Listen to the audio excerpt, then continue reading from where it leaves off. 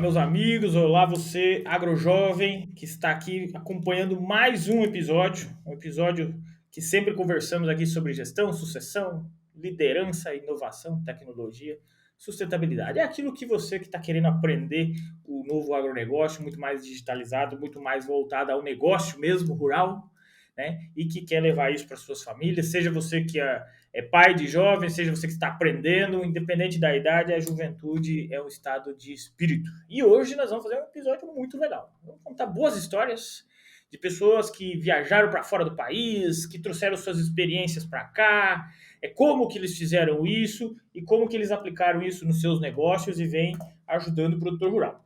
Hoje a gente tem aqui convidado especial que é o Victor Montself. Depois ele vai me dizer se eu errei ou acertei o sobrenome, né? O Arthur Falsetti, conheci lá na Sapeagro, no MS, e também a Júlia Cristina, grande amiga minha do CNA Jovem, né? Ela que é lá de Brasília, encontrei também ano passado com ela lá, muito querida, que nos ajudou também a organizar toda esse podcast aqui. Sejam muito bem-vindos a todos, Júlia, Victor e Arthur. E aqui conversamos com jovens de todo o Brasil que estão querendo aprender assim como eu, tá?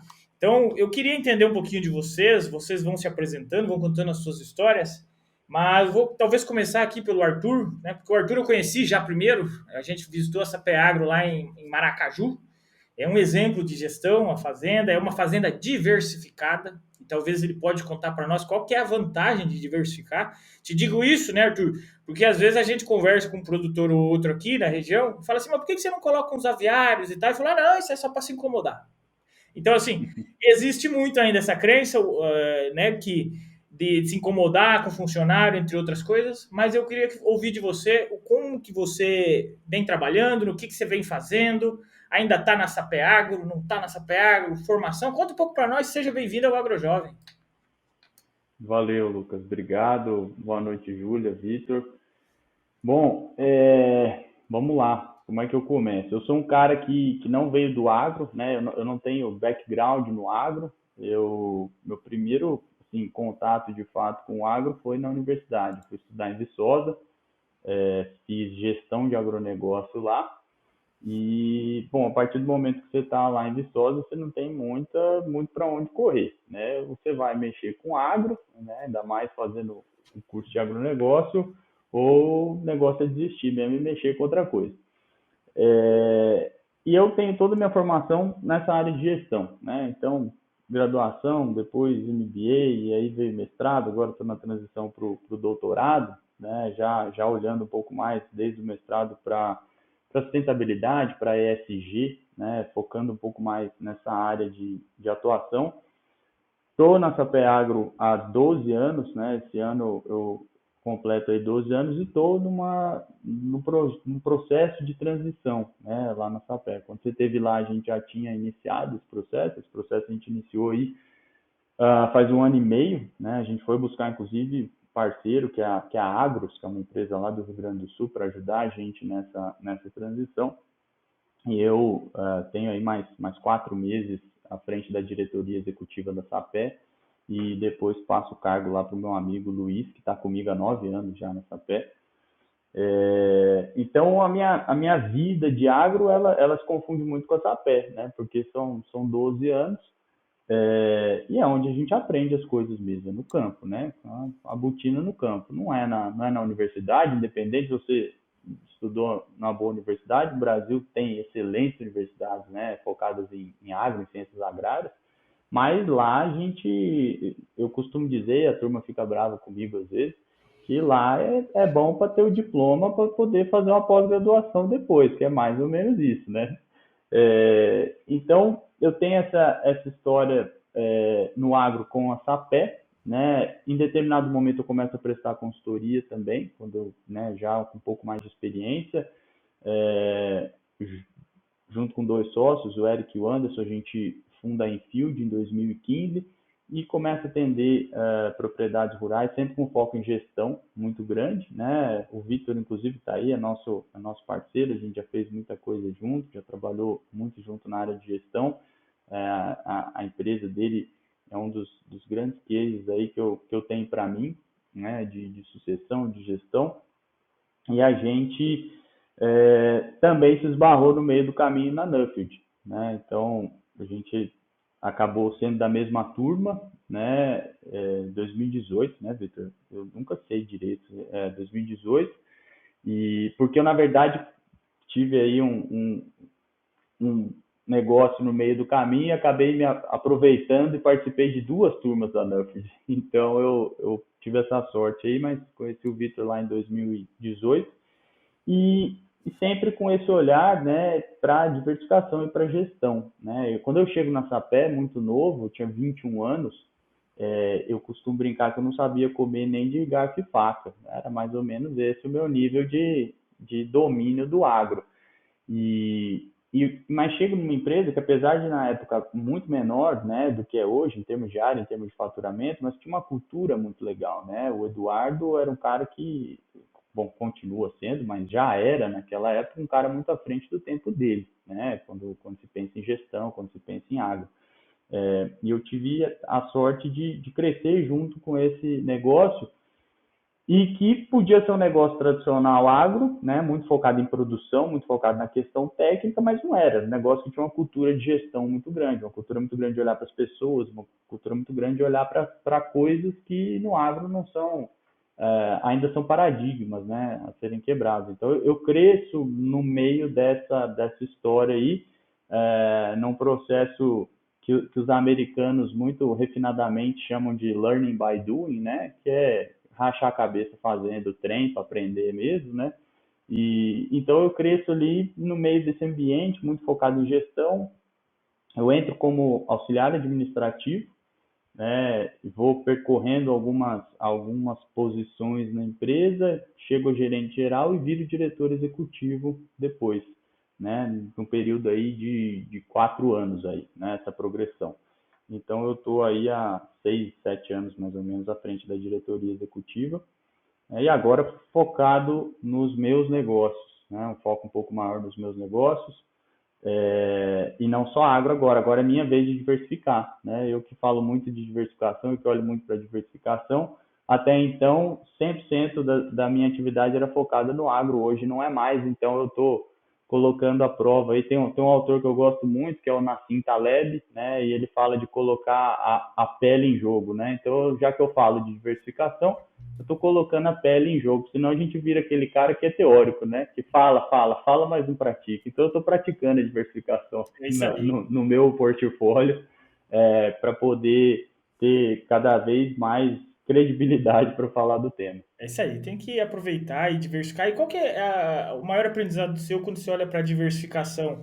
Principalmente porque eu estou no sul do país, aqui tem uma certa diversificação, outros não diversificam, e muitos ainda reclamam da diversificação. Na sua visão, eu sei que você estudou muito disso também. Qual que é a maior vantagem hoje de diversificar quando a gente pensa nos negócios, principalmente no rural, mas como um todo, né? Eu tenho uma frase que eu coloquei, inclusive no meu artigo, quando eu finalizei a minha bolsa pela Nuffield, né, o programa, que em algum momento lá no final eu digo, né, uma das minhas recomendações é jamais negligencie a complexidade de um negócio diversificado. E eu estou falando isso antes de falar as vantagens de propósito, porque isso tem que ser pensado antes das vantagens, né?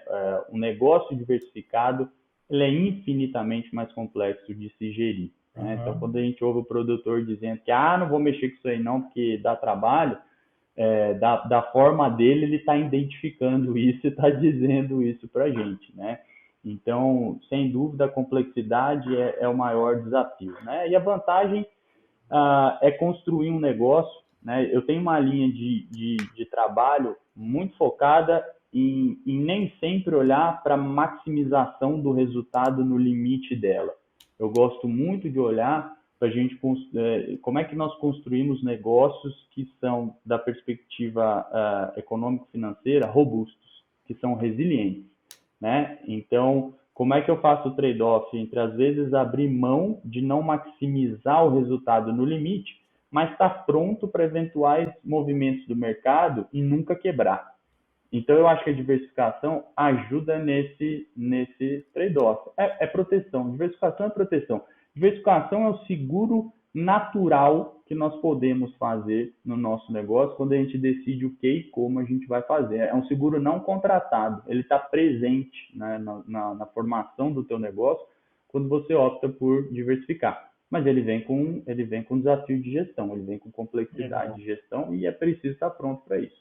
Perfeito, perfeito. E até porque você aumenta a frequência da injeção de dinheiro no fluxo de caixa, o que muitas coisas você vai trabalhando ali, né? Mas antes de a gente contar um pouco da sua experiência também fora do Brasil, porque muitos querem aprender também nessa frente, gostaria de conversar com o Victor, ali assim, entender como é que ele vem trabalhando hoje, o que você faz, Victor? Conta um pouquinho da sua história também para nós. Olá, Lucas. Boa noite, Arthur, boa noite, Júlia, boa noite a todos aí. O... Não, bacana. Vamos lá, muito. Acho que ouvir a experiência do Arthur aí, falando um pouco já de diversificação, para a gente é muito legal, porque, como o Arthur falou, eu conheci ele na Nuffield, mas o Arthur hoje é um cara que participou com a gente nas nossas empresas, na toda essa parte da estruturação para a gente fazer a sucessão também, e isso tem muito a ver com diversificação também, que os nossos negócios são bem diversificados aí, e eu vou falar um pouquinho disso. Então é bem bacana de ver a fala do Arthur, é muito interessante, concordo demais com não negligenciar a complexidade disso, porque realmente se torna bem complexo a operação diversificada. Então, trazendo aqui, eu sou de Ribeirão Preto, São Paulo, essa é a minha origem aqui. Eu sou engenheiro agrônomo, eu fui fazer, fiz algumas pós-graduações, focado em solos, focado em gestão, uma segunda pós-graduação.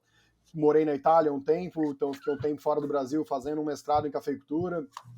Depois voltei para o Brasil e fui seguindo aí dentro dos negócios. Trabalhei uma parte, quando eu me formei, eu fui trabalhar na Cargill, trabalhei alguns anos fora da empresa nossa, e depois voltei, então, com um pouco de bagagem de fora para dentro dos nossos negócios.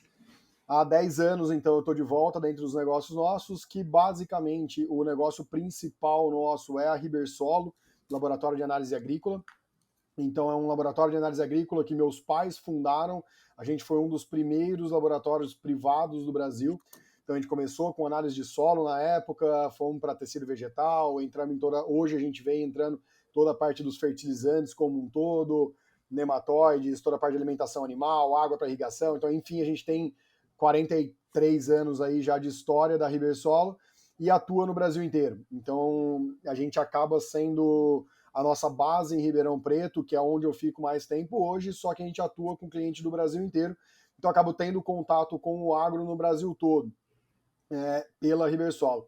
E a gente é produtor rural também, então a gente está em Minas Gerais, no sul de Minas, a gente tem em São Sebastião do Paraíso a Fazenda Bela Terra, que é onde a gente é produtor de café, tradicionalmente já produtor de café. A gente tinha um pouco de pecuária, que hoje a gente vem diminuindo bastante. A gente começou com o abacate também dentro da fazenda, nas áreas, integrando um pouco com as áreas de café e tendo o maior potencial delas todas. E aí um pouco meio de loucura ainda, mas a gente começou com o cultivo de lúpulo também. Então o lúpulo teoricamente não produzia no Brasil, a gente começou com alguns testes com vários produtores e tem sido uma cultura que chama muito a atenção e realmente a gente tem acreditado bastante no potencial do lúpulo, apesar de ser um negócio muito novo no Brasil. Então eu acabo ficando bem dividido entre a Ribersolo e as fazendas. A gente tem uma outra fazenda em Capitólio, em Guapé ali também, na represa de Furnas. Eu acabo ficando bastante dividido entre a Ribersolo, que é um negócio agro, mas é uma prestação de serviço com cliente no Brasil inteiro, com o negócio produção rural, onde a gente está dentro da produção rural também diversificado entre o café, abacate, lúpulo e a parte da pecuária. E dentro do café eu falo que ainda um pouco de um passo a mais, que é a agregação de valor, né? Então a gente acaba vendendo não só café commodity, mas trabalhando café direto nas cafeterias com a marca da Bela Terra. A gente não tem café torrado hoje para venda, mas a gente quer levar a marca Bela Terra para dentro das cafeterias. Então hoje a gente tem café em mais de 8 estados aqui do Brasil, então tem para bastante lugar já café nosso. E o mesmo trabalho a gente vem fazendo com o lúpulo. Então a gente tem organizado eventos com as cervejarias para dentro da fazenda, para conhecerem a produção e tudo. Então acaba que são públicos completamente diferentes. Isso é muito interessante para o nosso negócio, tanto em desenvolver habilidades diferentes, como nessa questão do seguro, que o Arthur falou, a questão toda de fluxo de caixa, risco. Eu falo, esse ano a gente passou por um negócio na fazenda que foi realmente A gente está crescendo muito nas fazendas, nós tomamos 3 chuvas de granizo em menos de 20 dias na fazenda, e a hora que você tem um evento climático desse, você vê o tanto que é importante a gente ter a Ribersolo, que acaba sendo o outro esteio. Então, isso é muito interessante para a gente da diversificação no sentido dos negócios mesmos, de riscos, de fluxos, de várias coisas, mas a gente tem que desenvolver habilidades totalmente diferentes, porque são públicos completamente diferentes, são equipes completamente...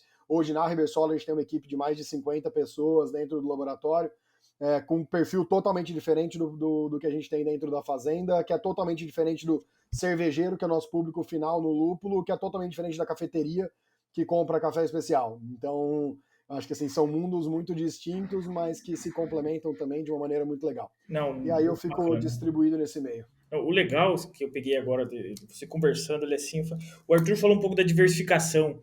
Você, além de diversificar, você está agregando valor ao produto final, né? Quando você vai direto para a cafeteria, quando você trabalha um lúpulo, às vezes com uma cerveja artesanal, que é uma possibilidade, quando você começa a agregar valor a toda a cadeia, e claro, com a empresa também, com a Ribersolo, você está agregando valor a todo esse trabalho que a gente consegue fazer de conservação de solo, melhorar a sustentabilidade de solos, entre outras frentes que podem ser a gente aprender. E a Júlia, vamos conhecer um pouquinho da Júlia, né? Porque a Júlia, vocês não sabem, vocês dois, vocês estão chegando agora na rodinha aqui, né? A Júlia participou do 3º episódio do podcast, lá em agosto de 2021, entendeu? Ela é a 3ª convidada aqui, ela tem uma cadeira de honra já aqui nesse podcast, já participou outra vez também. Ela, a partir de agora, ela já pode começar até a ajudar a pagar os boletos já, daqui que a gente tem. Porque, né, já está quase virando participante integral. Júlia, seja mais uma vez bem-vinda aqui ao nosso podcast. A Júlia, que também participou comigo do CNA Jovem, é fazendeira, né? Pecuarista, é advogada. Deixa você que conte aí mais uma vez, porque tem muito ouvinte novo aqui, Júlia, não te conhecem ainda. Seja bem-vinda. Muito obrigada. É um prazer estar aqui com vocês, Lucas, Vitor, Arthur. E sou uma aprendiz. Estou aprendendo aqui um tanto, sempre muito bom. Aprendo muito com todos os seus episódios aí também. Então, uma honra estar aqui e acompanhada dos meninos também. Bom, eu sou pecuarista e sou advogada. Eu sempre frequentei a fazenda e aí sempre gostei muito e assumi a fazenda. Então, eu gosto muito de falar que, assim, frequentar é diferente de você gerenciar. Então, aprendi, como a minha área profissional foi outra, né, no caminho na faculdade, eu fui aprendendo tudo do começo. Tive sorte de ter excelentes amigos e profissionais próximos para facilitar aí um pouquinho esse caminho. E tô nessa aventura com muitos desafios, mas com muitos aprendizados e muita coisa boa e né, que a gente recebe. Então, a gente trabalha com uma pecuária, você comentou, com Brahma em Minas, e estamos aí nessa luta. Eu estava comentando que eu também estou gostando aí muito de entrar nessa parte da agricultura.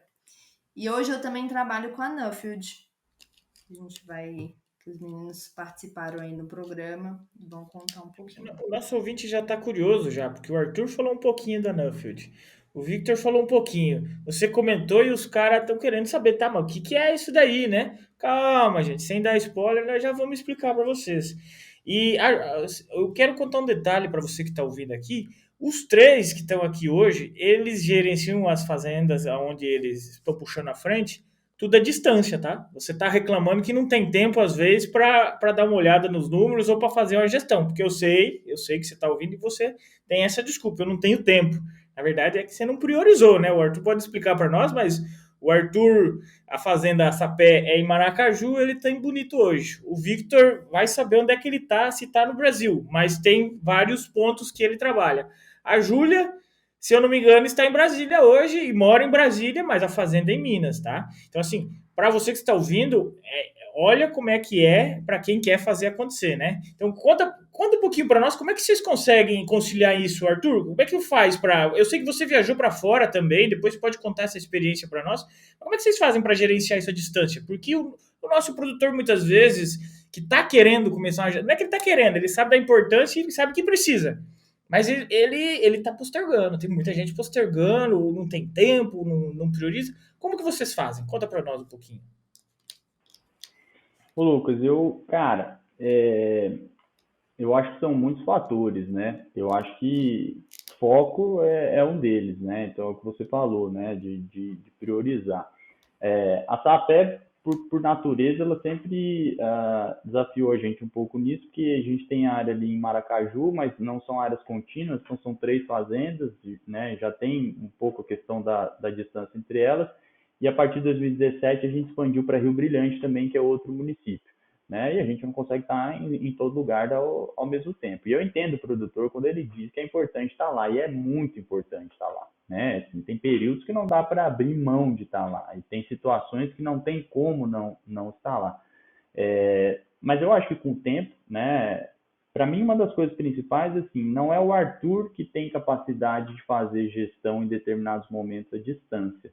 É a equipe do Arthur que tem capacidade de ser gerida em alguns momentos à distância. Eu acho que essa, para mim, é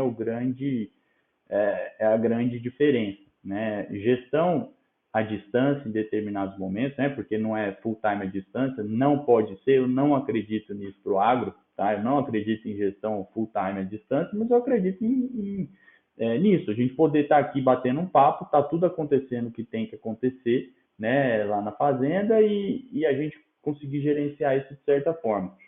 Isso demanda maturidade de gestão. Né? E isso é possível fazer isso quando você tem uma equipe que aprendeu, com o passar do tempo, a trabalhar sob gestão por resultado e não por tarefa.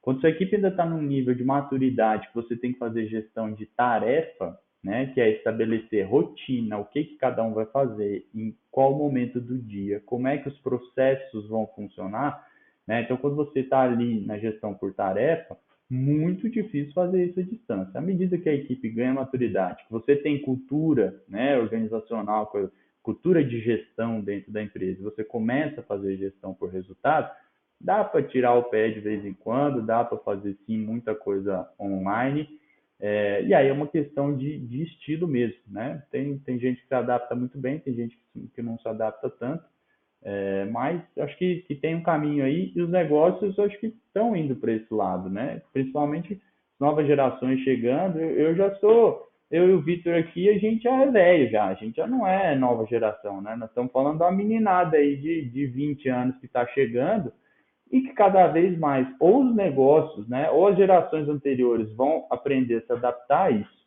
e vão tornar os negócios mais dinâmicos nesse sentido, ou essa geração não vai cair para dentro dos negócios, né? Então, acho que esse é um desafio que a gente tem que estar ligado. Não, com certeza, os jovens têm que estar se preparando, tem que ter um apoio aí dos pais, né, de quem começou aquele negócio, envolver os familiares, porque pensa comigo, antigamente era um produtor, aí ele teve 3 filhos, agora são 3 famílias já. Então, agora já tem netos. Então, assim, como fazer uma gestão depois com os primos, né? Porque entre irmãos, muitas vezes, já dá uma certa briga, não digo briga, mas discussões, tem toda essa frente, porque nem todos estão ali trabalhando, né? A Sapé hoje ela é muito bem organizada nessa frente, mas muitas propriedades familiares ainda tem essa dinâmica, que quando não falta gestão e briga, dá problema, falta transparência, né? Então, vocês conseguiram organizar muito bem isso. Victor, e você como é que você faz para gerir tudo isso daí? Que também é um desafio grande, né? Sim, eu ia até pegar um pouco de um gancho no que o Arthur falou, porque essa questão de você estar na gestão por tarefas ali, você estar ali naquele dia a dia e tudo mais, essa migração de você começar a não estar presente, eu acho que isso é um negócio que ele é importante também, que ele vá acontecendo, né? Que você tenha consciência de que ele é importante, se você considera importante, que você construa essa cultura e faça isso acontecer no tempo, né? Que isso não seja de uma hora para outra. Só que isso para mim foi muito interessante porque eu acabei tendo alguns marcos temporais na minha vida que me forçou a fazer isso acontecer. Porque, por exemplo, eu tive essa oportunidade de ir fazer o mestrado na Itália, que era uma baita oportunidade de ficar. Eu fui representar o Brasil na Ilha Café e ficar durante 5 meses lá. Ia ser uma baita oportunidade para agregar valor e para conhecer a ponta final. Só que ao mesmo tempo eu iria ficar 5 meses de uma vez fora da fazenda. E eu já tinha assumido o bastão, entre aspas. Meu pai ainda continuava, vou falar, ele continua até hoje, né, com a gente, mas a operação mesmo já estava na minha mão. e aí eu sabia que eu ia precisar, depois de um certo período, estar fora. Então eu fui criando ferramentas para que eu já tivesse, então assim, um tempo antes de eu viajar, eu já não precisava ir mais, porque realmente foi o teste, não simplesmente quando eu viajo, vamos ver o que acontece, né? Então a gente foi consolidando e criando essa cultura no tempo. Então eu acho que isso é importante demais. Só que depois que você cria essa cultura, é muito interessante como as coisas realmente vão rodando, né? Porque você tem que mudar a maneira de olhar. O que eu olho quando eu estou no dia a dia é uma coisa, o que eu vou olhar quando eu já não estou mais no dia a dia é outra. A maneira com que eu mudo o destino daquela. Mesmo que eu até vá ter que mudar alguma atividade que está sendo feita, mas eu mudar quando eu estou no dia a dia é uma coisa. Eu mudar isso quando eu estou lá uma vez por semana é completamente diferente, né? Então, eu acho que essa mudança cultural não só da equipe, mas nossa mesmo, né, de como a gente toma atitude, isso é muito importante, para a gente conseguir trabalhar com essa questão à distância. E eu acho que automaticamente isso cria, não sei quem nasceu primeiro o ovo ou a galinha, né, mas assim, se você cria gestão para fazer isso acontecer, ou se você muda a tua cultura e automaticamente você começa já a estar com a gestão mais na mão, né. Então eu acho que isso vai caminhando junto essa história. Né? Diga, Júlia. Sem dúvida. Eu acho que é importante também a gente saber que a gestão à distância não é da hora para outra, como eles falaram. Antes de ter essa gestão à distância, a gente precisa de passar muito tempo na fazenda, entendendo, conhecendo como é que funciona, porque à distância a pessoa vai te falar, tá, aconteceu isso, isso e isso. Aí você vai pensar uma coisa, mas quando você tá lá, é diferente. Você vê, e você vê que às vezes é outra coisa que pode ser feita, enfim. Então a gente precisa de estar muito lá. E são abdicações, né? Gestão a gente vai abdicar. Então eu tô aqui, tô distante fisicamente da fazenda hoje, mas tô sempre lá, passo bastante tempo, então é assim que vai acontecendo, né? Oi, Vitor. Ô, Júlia, pegando um gancho nisso que você está falando, eu acho que é muito interessante isso que você falou, para você fazer a gestão à distância e você conseguir coordenar isso, você precisa saber realmente o que acontece. E aí, só cutucando um pouco e dando uma alfinetada um pouco aí, pegando a questão da. Sei que tem bastante turma mais jovem, o Arthur falou, cara, nós estamos ficando velho já. E é muito comum a gente ver, eu acho, quando a gente fala da questão da sucessão, você vê às vezes a molecada nova querendo vir e aí já não tem experiência nenhuma do negócio, mas já está no mundo online, aí ela nem conhece do negócio, nem tem experiência, nem sabe como faz na prática e quer começar a dar palpite online da janelinha. Aí complica. Então eu acho que isso é um negócio que tem que ficar um pouco de lição, porque às vezes a ansiedade da geração mais nova deixa isso muito complicado. E a gente perceber que isso, puta, eu tô ansioso porque às vezes eu quero implantar isso, mas cara, você tem que saber fazer. Então, assim, você tem que ir para a prática, você tem que ir para o campo, você tem que saber fazer o negócio. Senão, você começa a querer dar palpite da janelinha sem nem saber o que está acontecendo. Né? Exatamente. Sem dúvida. Eu pegando aí o gancho, assim, ó, duas coisas que eu sempre falo para minha turma. Eu tenho lá um dos nossos líderes lá, é o Rafael, ele cuida da área de produção animal, ele cuida de leite e de frango. E uma das frases que ele mais escuta, ele já deve ter escutado essa frase, ele escuta uma média de 5 vezes por dia de mim nos últimos 2 anos. Só se cria ausência com presença. E isso tem a ver com essa história de construir, de estar lá todo dia. De estar lá todo dia num nível que não é o nível normal. É de estar lá todo dia 4 horas da manhã dentro da sala de ordenha.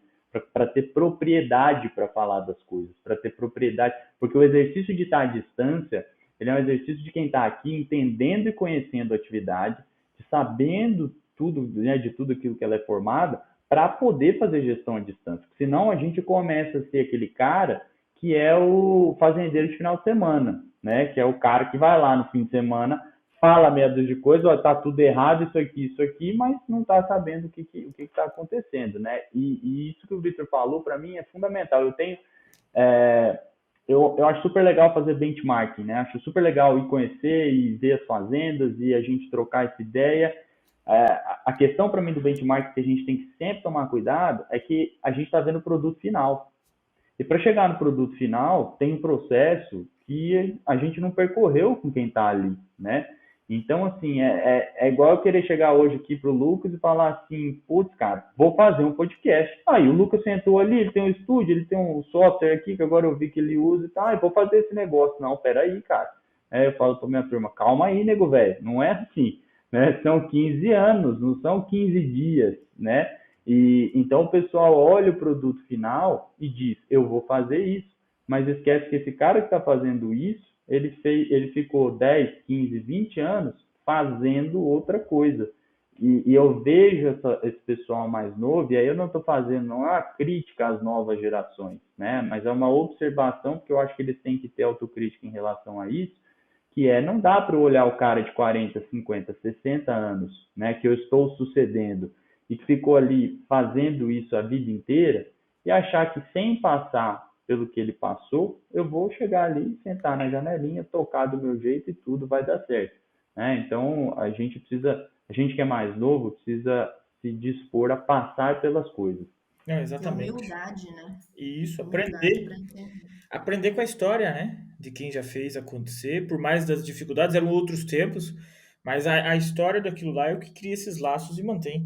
E eu aqui anotando, que eu tô aprendendo com vocês, né? Eu tô tendo uma aula aqui, eu tive alguns insights. Primeiro, que é nítido aqui para você que está nos ouvindo, que a gestão, ela não é o fim, ela é o meio, tá?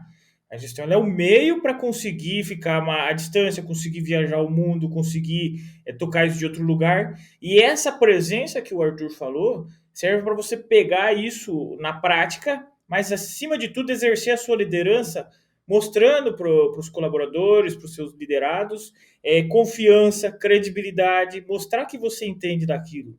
Porque senão, não adianta você ter uma gestão muito organizada se você é um péssimo líder, você não está presente naquilo que está acontecendo. Então, assim, também não vai acontecer. E uma liderança sem gestão é algo que vira um negócio totalmente fora de controle, porque em algum momento a linha é tênue entre a humildade e a ignorância, né? Para você parecer uma pessoa muito arrogante num determinado momento, para ignorante é muito simples. Então, assim, é importante vincular essas duas frentes aqui, porque eu fui anotando aqui, eu falei, cara, mas todos eles estão levando para um ponto em que a gestão é só o meio disso. Claro que é um pilar para crescimento dos negócios, mas sem liderança envolvido também não funciona, que também é meio. Agora eu queria entender de vocês como que vocês aproveitam esse meio que aprenderam a liderar entre nós. Vocês trabalham com muitas pessoas, né? A liderança não é algo também que você pode até ler um livro, que inclusive eu preciso comprar mais livro olhando a biblioteca da Júlia aqui, né? Tô feio a coisa, mas é na prática que a gente aprende. Mesma coisa com a gestão. Você pode ler um livro de gestão. O Arthur, né, formado em administração rural, né, Arthur? Mas é na prática que aprende. Mas qual que é o benefício? Porque vocês viajaram bastante. Eu queria aprender com vocês como é que foi isso quando vocês não puderam estar ali presente. Uma vez por mês, uma vez por semana, estar ali naquele momento. Porque vocês ficaram um tempo fora e eu queria entender como é que vocês fizeram isso e, claro, os aprendizados lá fora e como aproveitar isso depois. Arthur, eu sei que você viajou para um monte de lugar. Como é que funcionou isso daí? Porque, assim, você não parou de trabalhar. Você está na SAP há 12 anos, foi estudar, foi buscar conhecimento, mas você acredita que você não parou de trabalhar só porque estava fora. Você não tirou um mês de férias, digamos assim, né? Você foi já conciliando tudo. Conta para nós, como é que funcionou isso? Ô Lucas, eu vou te falar o seguinte, isso foi há 5 anos, né? Exatamente. Eu faria muita coisa diferente hoje, né? O Arthur de 5 anos atrás, ele era muito mais mocorongo do que o Arthur de hoje, né? Que continua ainda sendo mocorongo. Mas assim, cara, eu apanhei muito, sabe? Em determinado momento, porque tem uma fase do programa, né? Eu vou falar um pouco da NUFED, por exemplo, que foi uma das vezes que eu fiquei fora mais tempo. Tem uma fase lá do programa que chama GFP, que é o Global Focus Program, que a gente fica normalmente 6 semanas viajando direto, né? Como eu acabei indo no ano seguinte e emendei uma outra fase do programa, eu fiquei 2 meses viajando direto. E aí é muito difícil, porque assim, é diferente só do trabalho remoto normal, né? Quando você está viajando durante 2 meses e eu, nessa etapa do programa, eu fiz mais ou menos uns 12 países, a tua equipe não te acompanha em determinado momento, porque o fuso horário vai mudando, você vai andando, o fuso horário vai mudando, você vai andando, você vai perdendo a sua rotina, você começa a perder o contato em determinados momentos, né? Eu fui para o Quênia, por exemplo, e eu fiquei é, 10 dias sem internet boa. Então, assim, era impossível fazer uma chamada de vídeo, né? Minha esposa grávida, quando eu conseguia lá um sinal milagroso que dava para era com ela que eu ia falar, não ia falar com mais ninguém, sabe? Então, assim, eu apanhei muito. E eu tinha naquela época uma equipe muito diferente da equipe que eu tenho hoje. Uma equipe que era muito mais, era de alta manutenção, demandava muito mais essa proximidade. Uma equipe que ainda estava no nível de gestão por tarefa. Então, assim, foi um baita desafio, sabe?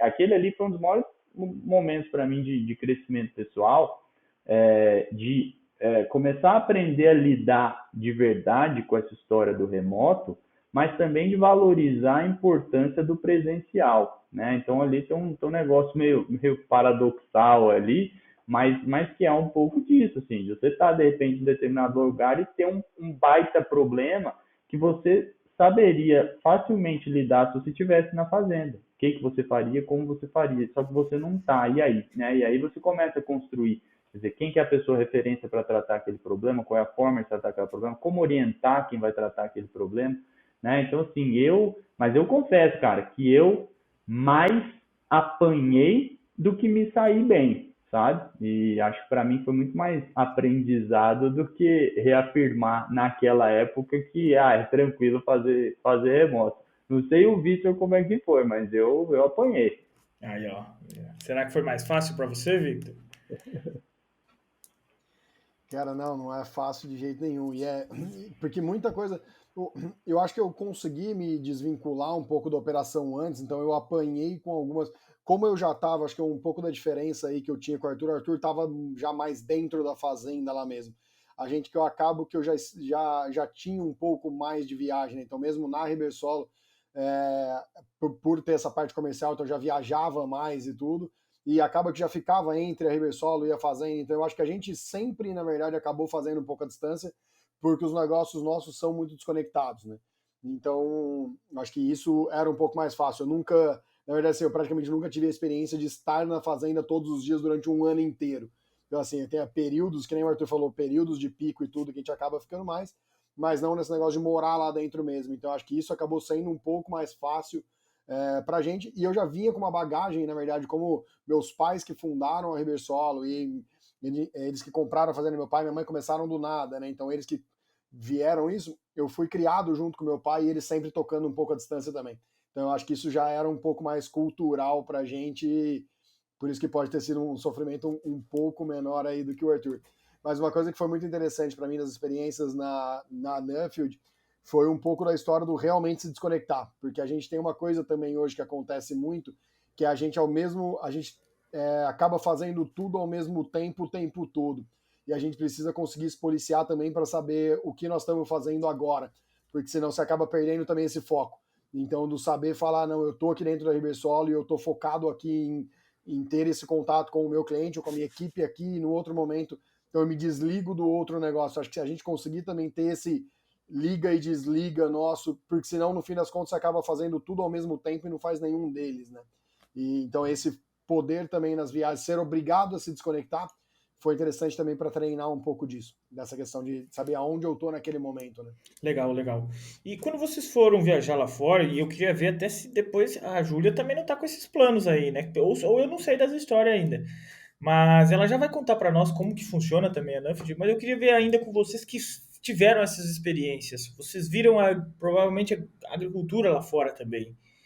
O que dá para trazer de aprendizado que vocês trouxeram para os negócios, olhando lá para fora, que sai um pouco da nossa realidade cotidiana das propriedades rurais brasileiras? Não, eu não digo não que tenha um padrão, né, mas que a gente consiga trazer de lá para cá. Não sei se vocês tiveram algum insight, algo que vocês viram que fala, isso aqui eu vou levar para lá porque eu vi que pode dar resultado, pode melhorar gestão, melhorar com as pessoas, ou até alguma questão mais técnica, né? Assim, do meu lado, Lucas, putz, é tanta coisa assim que a gente passa ali na Nuffield durante o programa que é até difícil, sabe? Assim, uma coisa que me confortava muito é que eu descobri que o produtor rural apanha das mesmas coisas em qualquer lugar do mundo, né? Então, assim, onde você chega, o cara tá reclamando da mesma coisa, né? Então, assim, isso dá um conforto pra gente, né? A gente, é bom que a gente para de se achar tão especial, né? Mas muitas coisas assim me chamaram muita atenção, sabe? E eu tive uma parte do meu programa, e eu não sei se isso foi feito propositalmente ou não pela Nuffield, mas um trechinho do meu GFP, a gente foi para o Catar, e do Catar a gente foi para o Quênia. Então a gente foi, de repente, a gente estava no país com a maior renda per capita do mundo, onde eu vi coisas que são assim até assustadoras do ponto de vista do que o dinheiro consegue fazer, sabe? É impressionante olhar para um agro com abundância de recurso, que a última preocupação é a capacidade de investimento. A capacidade de investimento é infinita praticamente, né? Porque você pega dinheiro de petróleo e gás e coloca, né, na atividade rural. Então, assim, fazendas de. Eu tive em estufas de 10 hectares de vidro, por exemplo, né? Eu tive em fazenda de leite que importava diariamente, que tinha um porto na fazenda e que importava diariamente a silagem de milho que as vacas comiam da Holanda, né? Então, assim, você vê isso e de repente você aterrissa no Quênia, e aí foi a primeira vez na minha vida que eu tive o contato mais próximo com o que é extrema pobreza, né? Eu não tinha, apesar do Brasil ser um país relativamente pobre, mas eu nunca tive esse contato tão próximo como eu tive lá. E aí os desafios dos caras, assim, ali foi muito importante para mim, porque eu saí dali. Na verdade, quando você viaja o mundo e você é do agro, você viaja o mundo e você começa a ver como o Brasil é maravilhoso, né? Porque assim, a gente realmente é um país absolutamente privilegiado do ponto de vista de natureza e de produção agrícola. Aí, quando eu fui para o Quênia, eu olhei para aquilo e falei, meu Deus, como que esses caras conseguem produzir, né? E eu tenho uma passagem para mim que é muito emblemática do chegar lá numa fazenda de pecuária de 1.500 cabeças, uma fazenda relativamente pequena, se a gente for pensar para os nossos padrões aqui de Centro-Oeste, e não ter cerca, né? E aí você tem os pastores, né? Então você tem ali as pessoas responsáveis por determinados lotes de animais e que vão decidindo aonde vai pastorear naquele dia e vão andando com esse gado. E aí eles têm em vários pontos estratégicos das fazendas uma estrutura que eles chamam de bolmas, que são umas gaiolas circulares gigantes, uns 3 metros de altura, e toda noite então, o cara vai lá, pastoreia com o lotezinho, cada um leva um lote ali de 80, 100 cabeças, pastoreia aonde eles vão pastorear, voltam, fecham o gado dentro dessa estrutura, e aí eles têm uma casinha lá onde os funcionários dormem, que é para os leões não comerem os animais à noite. Então, os animais ficam cercados, uma grade de 3 metros de altura, o cara fica na casinha do lado, tipo uma guarita, cuidando do gado.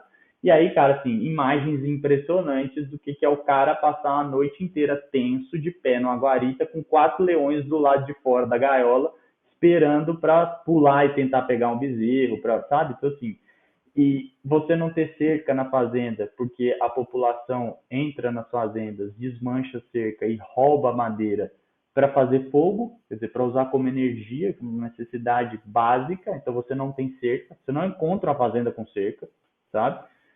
Então, assim, umas questões que você. E fora todo o processo cultural, né, de formação histórica dos países que passaram pelo apartheid, que faz com que aquilo ali seja. Assim, um mundo, para quem gosta de desafio, né, aquilo ali é o paraíso. Então a gente volta para cá, primeiro, assim, entendendo como o agronegócio é poderoso, né, no mundo, ao mesmo tempo que é desafiador. Mas eu volto sempre muito feliz de que a gente aqui no Brasil, a gente reclama de barriga cheia, viu? Porque lá fora o bicho pega. Olha só, né? Que experiência. Diga, Júlia. Aqui no Brasil a gente fica preocupado com a onça, né, Arthur? Lá é leão. É muito bacana essa sua experiência. E é uma cultura totalmente diferente, como você falou, né? E, Vitor, você tem uma história parecida também, né? Nas Filipinas, você estava lá. Conta aí pra gente essa história que você estava lá e depois você foi para outro lugar. Conta. Não, tem várias. Eu acho que ó, isso que o Arthur falou é muito assim, significativo para a gente quando a gente está viajando, ver o tanto que o Brasil é rico, a nossa capacidade produtiva e tudo assim, é impressionante. Ao mesmo tempo, como é interessante para mim, foi interessante ver lá fora o tanto que dependendo de onde a gente tá, a gente percebe assim como tem gente. Era muito nítido ver assim que boa parte dos países da Ásia que eu visitei, o pessoal não tinha noção do que acontece no Brasil. E é realmente uma visão assim, totalmente não tem ideia do que acontece aqui. E em alguns momentos, cara, quer comida barata e não tá muito nem aí para saber o que acontece. E a hora que a gente tipo, viajava nos países da Europa, eles acham que tem certeza do que acontece aqui, com aquela arrogância, às vezes até extremamente forte, mas não tem ideia nenhuma do que é a realidade. E a hora que a gente chegou nos Estados Unidos, por exemplo, que a gente viu e as mesmas perguntas que a gente fazia, você via o tanto que eles tinham completas, eles realmente conheciam o que estava acontecendo aqui, e os que realmente conheciam o que estava acontecendo aqui morriam de medo da gente. Então, assim, era impressionante. A gente viajou, eu passei por umas áreas de produção de tabaco, por exemplo, nos Estados Unidos, onde eles até brincavam em toda a fazenda que eu entrei, assim, que eles comentavam, falavam assim, não, brasileiro não pode entrar aqui. E aí eu lembro eu daqui, São Paulo, em Minas, eu nunca tinha visto um pé de tabaco na minha vida, na verdade, então assim, porque na nossa região não tem, não é um negócio comum. E aí eles me contaram de toda a história do tabaco, do tanto que o tabaco, tipo, a gente não produzia isso, e aí depois a gente começou a aprender realmente essa história e hoje virou uma potência dentro disso, né? Então, você vê o respeito que eles tinham pela história a capacidade nossa mesmo de criar e de conhecer e tudo mais. E, e aí a gente tem. Então, assim, isso foi uma coisa que foi impressionante de ver assim, o conhecimento sobre o que acontece no Brasil ou não. Uma coisa que me chamou, que foi muito nítido para mim, que eu gosto de conversar, de falar bastante também, é sobre a questão da diferença das realidades que existem no mundo, que existem dois mundos completamente em paralelo. E é muito difícil a gente achar que alguma coisa está certa ou errada, porque a perspectiva, às vezes, que cada um tem, a necessidade de cada um é muito diferente. Então eu tive uma coisa que eu coloco sempre nas palestras que eu faço, que a gente estava na Filipinas, colhendo, mexendo com arroz e cultivando com a búfala, mexendo com atração animal. E lá naquele lugar a gente estava falando e trocando ideia com o pessoal, a necessidade ali era ter uma quantidade mínima de alimento. Então, quando a gente estava naquele lugar ali, ninguém estava preocupado em certificação, em rastreabilidade, em saber de onde veio, cara, em vários pontos, porque o que eles queriam ali era um mínimo básico de alimentação para não passar fome. Então essa era a realidade. E na semana seguinte a gente foi para o Japão, e no Japão a gente foi para uma glass house lá, numa estufa de vidro com atmosfera controlada, produzindo tomatinho cereja, que era a coisa mais linda do mundo, vendendo por um valor agregado extremamente alto. Então, assim, era um negócio de outro mundo. E esse cara queria saber de onde veio, de sustentabilidade, qual que era a característica daquele tomatinho cereja, qual que era o produtor que produziu aquilo. Ele queria saber tudo. E, cara, a gente falar que tem alguém certo ou errado nessa história, que eu acho muito difícil a gente julgar. E isso me fez me deixar muito mais consciente de como, às vezes, a gente tem mania de julgar as coisas e olhar, e isso é uma questão de perspectiva. E isso me chamou até eu complemento um pouco, porque depois, na outra semana, a gente foi para Israel. E aí, em Israel, a gente falava de sustentabilidade, por exemplo, e a hora que você olha aquilo do conceito nosso de sustentabilidade, se tem uma coisa que não existe, é a sustentabilidade daquilo ali. E então, quando a gente olhava, cara, a retirada de sal da água, e não só do mar, mas das águas salobras no interior do país, e depois você tem que bombear aquilo ali tudo para dar retorno no mar, ou aquilo vai para uma represa gigante, extremamente salgada. Então, assim, é um cenário completamente diferente. Só que a hora que você olha, o que é sustentabilidade? Eles estão em guerra com todo mundo, eles têm a vida inteira em guerra com os países em volta, num lugar que você não, ou você faz aquilo, você não produz nada de alimento. Então, na verdade, nós estamos falando de segurança alimentar, não é de não de diminuir, usar menos água por litro, por quilo de produto. Então, os conceitos são completamente diferentes. E isso me fez refletir muito sobre entender o que é a nossa realidade. E como o Arthur falou, e ver o tanto que o Brasil é rico. Mas as realidades mudam muito e eu aprendi muito a aprender a olhar com o sapato do outro. Eu acho que é se colocar no pé do outro para poder enxergar as coisas e não querer julgar da nossa perspectiva. Eu acho que isso muda muito, sabe? Eu até falo assim que é a questão do ponto de vista, né? E acho que a história do que é o ponto de vista, que é a vista de um ponto, né? Então acho que quando você aprende a olhar de outro lado, isso muda muito como a gente enxerga a vida, eu acho. É para ver, às vezes, que os problemas que nós vemos aqui ou imaginamos são tão pequenos perto de outros países, né? E aí, quem sabe assim a gente valorize mais. E aí, para você que está nos ouvindo, às vezes você também está curioso, como é que eu faço para, né, para participar disso daí? Por isso que eu quero chamar até a Júlia, porque a Júlia conhece um pouco mais desse processo da Nuffield, pode explicar como é que funciona e para onde que ela vai viajar também, porque ela já também ficou com vontade, né? Eu tô vendo aqui já ela.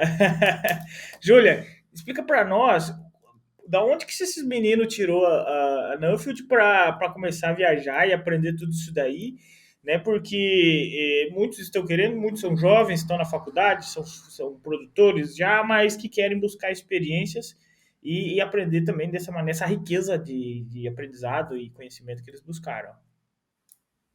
Não, sem dúvida, muito aprendizado, muita cultura, né? E a Nuffield, então, a Nuffield International Farming é uma associação que foi fundada na Inglaterra no pós-Segunda Guerra pelo Lord Nuffield, já tem mais aí de 70 anos, para que os produtores pudessem trocar experiências do que estavam fazendo, do que estava funcionando da melhor forma em diversos países. Então, é o network, né?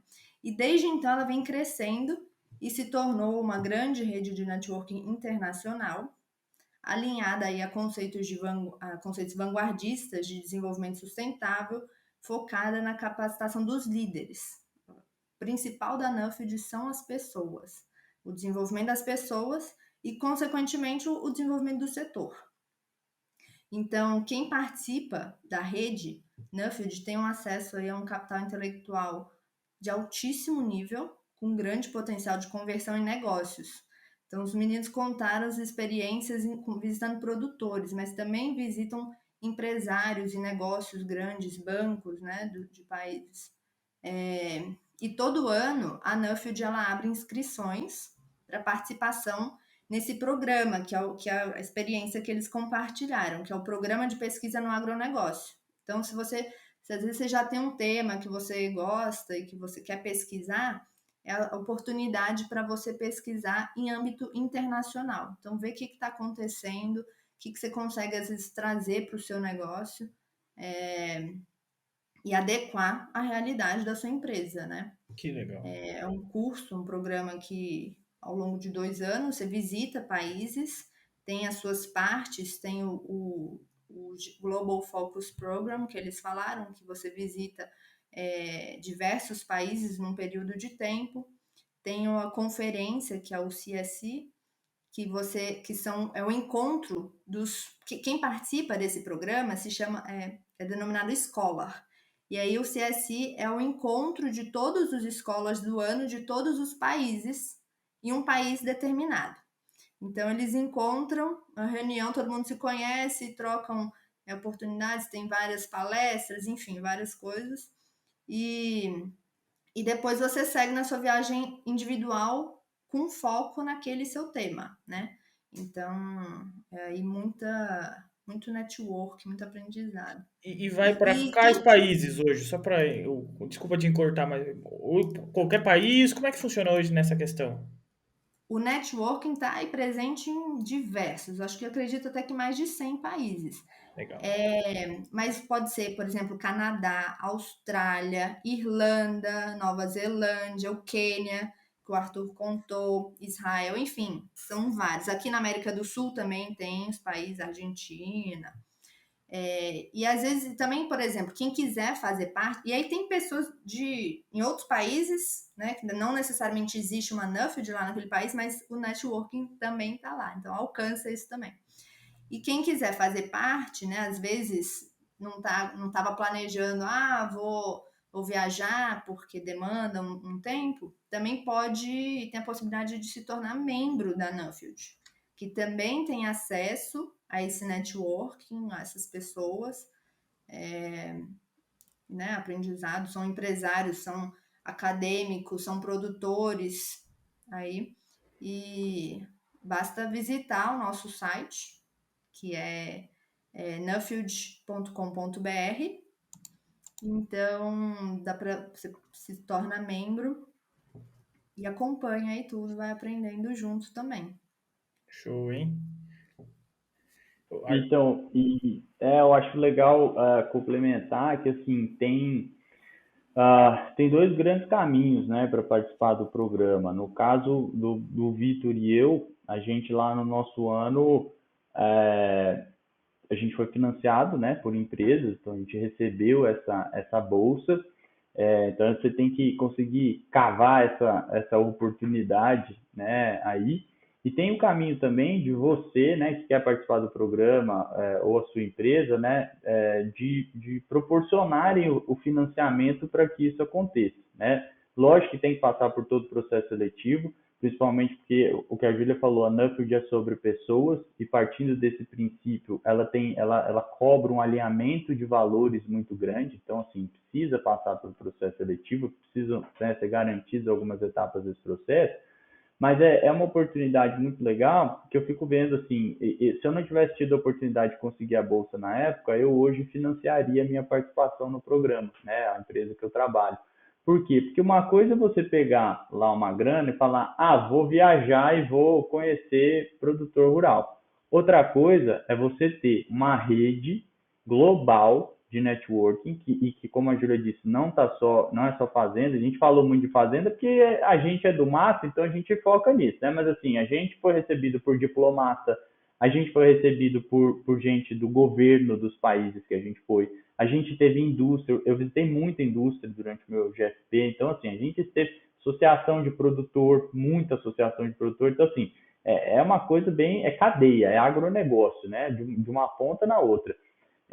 Então, assim, uma coisa é você botar a mochila nas costas e viajar, outra coisa é você sair daqui com esse networking à sua disposição, podendo acessar a base de dados, ter lugar para ficar, ter fazenda para ficar, ter gente da Nuffield naquele país que vai te pegar, vai te levar para conhecer o fulano, o outro. É você realmente fazer isso dentro de uma estrutura que você vai aproveitar, senão vira viagem, né? Senão vira viagem de, né? Quando a turma junta para ir lá nos Estados Unidos, lá na Farm Progress Show, né? Vai tomar cachaça lá nos Estados Unidos e volta. E não é isso, assim, é uma possibilidade de fazer um negócio estruturado e muito bacana.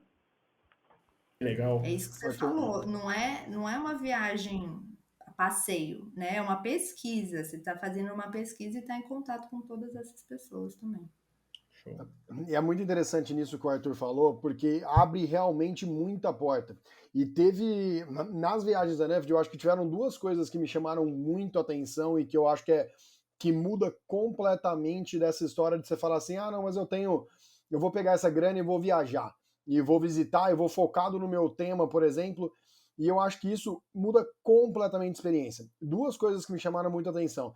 A primeira delas, que foi o tanto que quando a gente ia visitar durante o Global Fox Program, por exemplo, onde a gente tinha uma visita com um diplomata, por exemplo, ou uma visita numa fazenda que seja, ou numa indústria, qualquer coisa, mas a gente ia num grupo de mais ou menos 10 pessoas com bagagens totalmente diferentes e culturas totalmente diferentes. E o que eu achei muito interessante de ver é porque quando a gente chegava no jantar, por exemplo, depois, todo mundo tinha feito a mesma visita. Todo mundo tinha visitado o mesmo lugar. E quando a gente ia trocar ideia depois sobre o que era a visita, às vezes o que tinha a observação era completamente diferente de uma pessoa para outra. Então você tem a experiência do que você visitou, mas você perceber, o que é a experiência do que o outro viu, sendo que a gente tinha visto a mesma coisa, cara, só que o que a gente percebeu lá eram completamente diferentes. Então isso me fez abrir muito a cabeça mesmo, porque foi muito mais do que as visitas, mas foi uma visita pelo meu olhar, mas a visita do olhar deles também sobre o que estava acontecendo. E isso foi muito legal. E não era um grupo de amigos, porque eu me juntei com pessoas que pensam igual eu e a gente foi visitar. Não, cara, era um monte de gente que eu nunca vi na minha vida, de um monte de país diferente. Então a gente tinha que compartilhar visões realmente diferentes. Que é diferente dessa história eu me junto num grupo e vou viajar. Beleza, mas a maioria daquela turma pensa igual você, porque eles já foram selecionados igual você.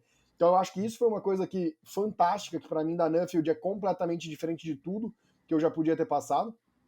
E a segunda coisa que foi eu como empresa, eu consegui entrar e visitar, por exemplo, laboratórios em vários países, e o meu tema era infertilidade de solo e nutrição de plantas, então eu queria ver o desenvolvimento dos laboratórios, o desenvolvimento de sensoriamento, o que existe de novo na parte de análise agrícola, porque é uma parte estratégica para o meu negócio. E muita coisa que a gente vem implementando hoje na Ribersolo tem a ver com coisas que a gente veio de fora do Brasil. E a gente acabou conseguindo entrar dentro desses negócios porque eu estava conectado dentro de uma rede.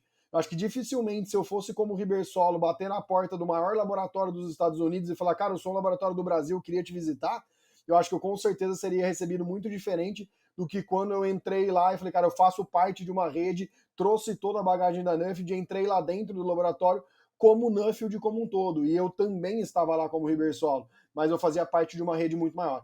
Então eu acho que essas duas coisas para mim foram muito marcantes sobre como é diferente viajar pela Nuffield do que com as viagens que eu fiz antes ou que a gente poderia fazer antes nas outras oportunidades que existem. Olha só que grande oportunidade, né? Isso aí que o Vitor falou, a gente tinha uma brincadeira no meu grupo que era a gente fica usar quando eram eventos mais formais, a gente usava uma gravata da Nuffield e a gente tem essa gravata até hoje, né, Vitor? Quando a gente está indo em algum lugar em nome da Nuffield, a gente usa essa gravata, a gente brincava que era gravata mágica, porque é impressionante o respeito que as pessoas têm pela Nuffield no mundo, como elas recebem quem é da Nuffield, e a gente está falando do network de alto nível. Eu vou dar um exemplo, aonde a Nuffield me colocou. A Nuffield me colocou dentro do Comitê de Segurança Alimentar da ONU para falar num evento, para ir lá na frente, falar em assembleia da ONU sobre alguns desafios do Brasil na agricultura. O diplomata brasileiro que estava lá, da missão de Roma, não teve a palavra e eu tive porque eu estava com a Nuffield. Então, assim, é um nível de networking que é muito legal. Ainda lá em Roma, na semana do Comitê de Segurança Alimentar, tem um dia do comitê que o presidente da FAO, ele recebe 7 pessoas, conhece essas pessoas e conversa com elas. Eu fui uma das 7 pessoas que foram recebidas pelo presidente. A gente teve 1 hora para conversar com ele, e eu só fui recebido porque eu estava lá em nome da Nuffield. Então, assim, é muito diferente de viajar para conhecer as coisas. É realmente você poder participar de coisas e estar envolvido, né, com pessoas e com pontos de vista diferentes que você não vai estar se você for fazer uma viagem por conta. Que bacana. Não, é uma baita experiência mesmo. Então, assim, a Júlia já deixou a bola quicando para você que está ouvindo, onde que encontra, onde que pesquisa um pouquinho mais. Com certeza nós vamos trazer mais experiências do pessoal da Nuffield aqui, porque é enriquecedor aprender com a experiência deles lá fora e tudo isso, como eles trazem isso e aplicam também muitas coisas aqui e entre outras variáveis, vale a pena conhecer. Eu queria primeiramente agradecer vocês, né? Então, já estamos 1 hora aqui conversando e eu vou falar bem a verdade. Se deixar, eu vou fazer uma pergunta aqui, vou embora. Vou longe, tá? Não é que eu vou embora, eu vou longe aqui conversando. Mas eu queria primeiramente agradecer e antes de eu deixar uma palavra final para vocês, vocês vão pensando no final, que normalmente eu falo pro pessoal assim, não, é que se você pudesse deixar uma mensagem pro jovem, eu cansei disso agora.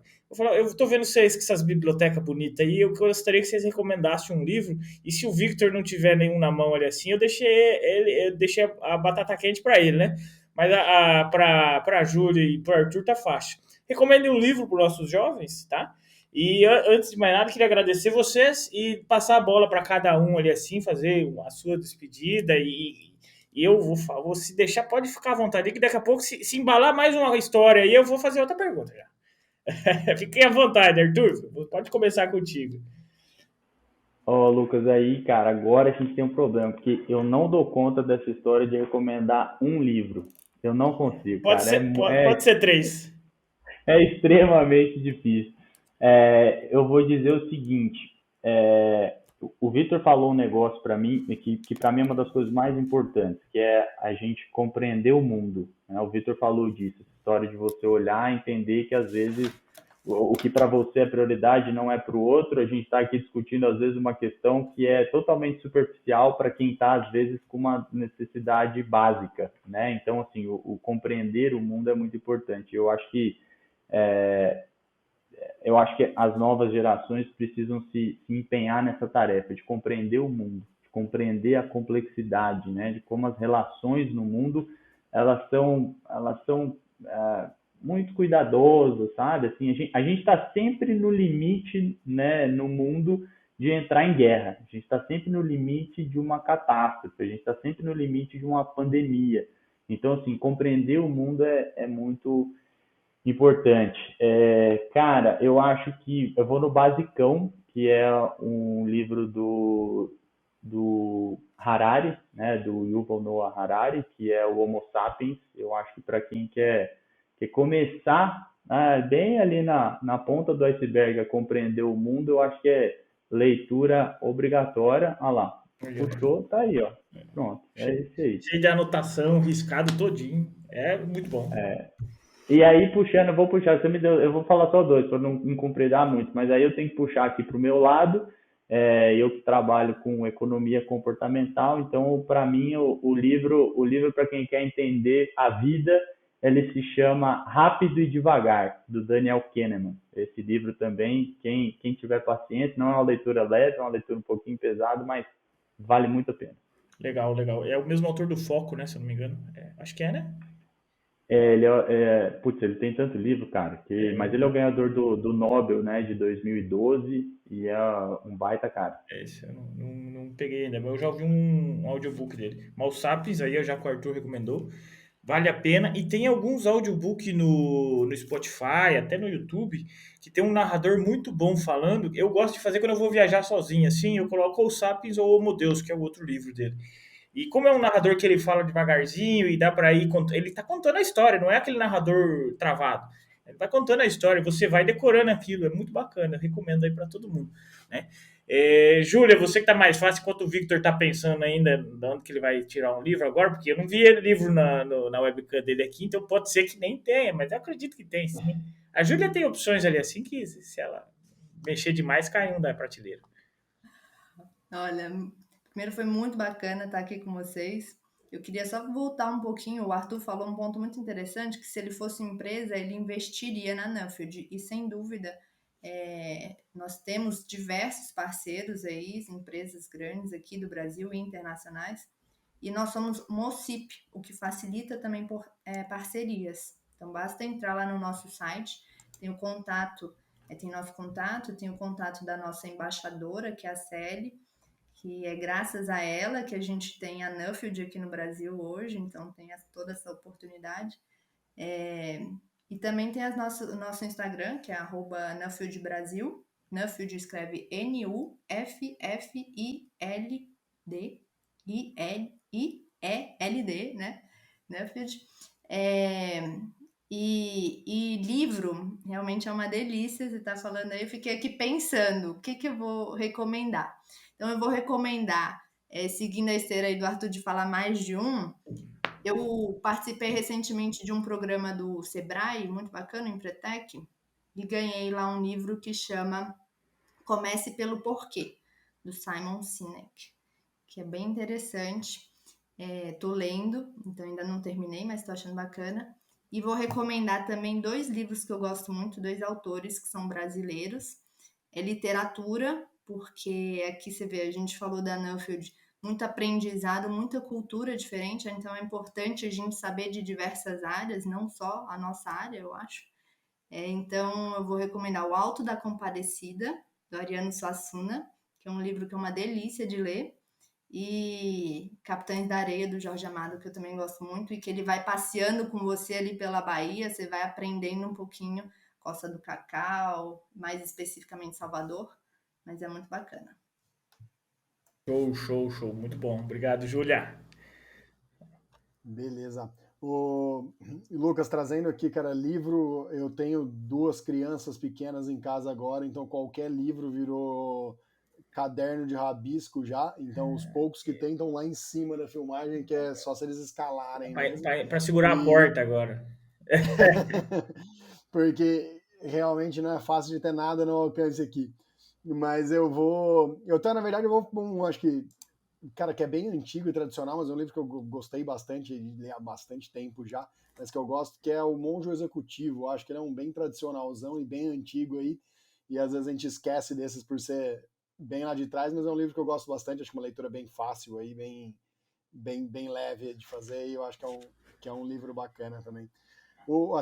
Só que até saindo um pouco do livro, uma coisa que eu gosto, que, cara, além da leitura, mas que vindo para a linha das séries da vida, cara, esses tempos atrás eu assisti a série do Michael Jordan, e é um que eu gostei muito de ver algumas coisas lá, quando ele vem nessa história da superação, do desafio, do que me motiva, porque eu lembrei disso, porque na verdade tem uma parte dele lá que ele fala que ele criava às vezes coisas para criar motivação própria dele, e às vezes ele criava coisas, né? E isso me traz muito porque na Nuffield você entra em momentos da viagem e de tudo, que você entra num desafio tão gigante que você tá, cara, cansado, longe da família, com um monte de gente que você nunca tinha visto, com o negócio rodando, dando BO em tudo, e você tem que em alguns momentos criar aquela superação sua de falar, cara, eu vou criar um objetivo para mim aqui. E aí essa série do Michael Jordan é uma que eu gostei bastante de assistir também nesse sentido, que acho que tem a ver um pouco com a história das viagens e de tudo.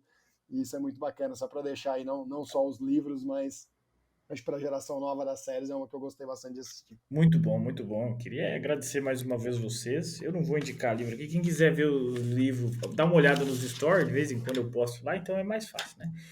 Vocês me deixaram uma bola quente que é dar um título para esse episódio, porque a gente falou de tanta coisa e viajou e voltou, estava na gestão, viajou o mundo e paramos nos livros que eu depois vou pensar em algo de como dar o título. Mas para você que está ouvindo até agora, se eu que estou aqui já anotei um monte de coisa, se você viu no YouTube, baixa no Spotify também e escuta de novo, né? Porque é muita coisa para aprender.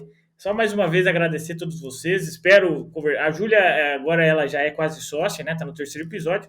Mas o Arthur e o Victor aqui é a primeira vez. Sejam sempre bem-vindos quando puderem trazer um pouco do conhecimento das áreas mesmo de atuação de você. O Arthur é especialista mesmo, entende muito sobre gestão, aprende muito com ele lá. Eu tenho histórias para contar de quando eu fui na Sapé, que eu também não quis tirar hoje o foco. E o Victor também trabalhando muito nessa frente de solo. A gente pode fazer alguns outros episódios em outro momento. E a Júlia é de casa, né? A Júlia facilitou hoje minha vida aqui também. Agradecer vocês. Quem quiser saber mais da Nuffield, vou deixar também o link na descrição aqui, facilita bastante, mas ela deixou muito simples para achar. Todas as quintas-feiras aqui um novo episódio, no YouTube, no Spotify, Apple, onde você escutar aí, Amazon, pode procurar que vai estar lá. A gente está lá. Muito obrigado a todos e até a próxima, pessoal.